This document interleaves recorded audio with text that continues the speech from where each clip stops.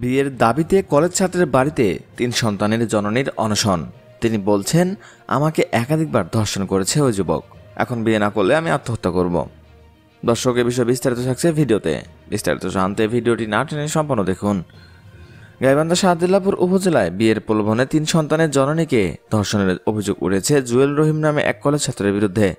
বিয়ের দাবিতে রোববার সকাল থেকে প্রেমিক জুয়েলের বাড়িতে অনশন করছেন ওই নারী। অনশনের বিষয়টি এলাকায় ছড়িয়ে পড়লে প্রেমিক রহিমের বাড়িতে উৎসুক জনতার ভিড় জমেছে।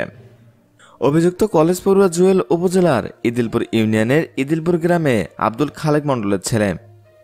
স্থানীয়রা জানান, রহিমের সঙ্গে দীর্ঘদিন ধরে পরকীয়া প্রেমে জড়িয়ে পড়েন ওই নারী। এর ওই ধারাবাহিকতায় শনিবার রাত 10টার দিকে রহিম ওই নারীর সঙ্গে দেখা করতে গিয়ে শারীরিক সম্পর্কে জড়িয়ে পড়ে। এ সময় ওই নারীর স্বামী টের পেয়ে তাদের হাতে নাতে ধরে ফেলে।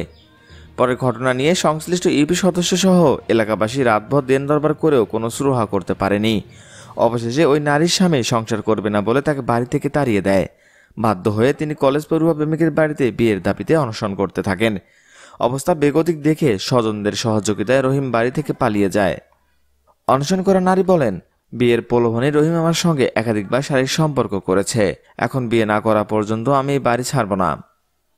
এ বিষয়ে ইদিলপুর ইউনিয়ন পরিষদের চেয়ারম্যান বীর মুক্তিযোদ্ধা আব্দুর রহমান বলেন, বিষয়টি জানতে পেরে ঘটনাস্থলে গ্রাম পুলিশ দিয়ে পাহারার ব্যবস্থা করা হয়েছে। বিষয়টি সমাধানের চেষ্টা চলছে।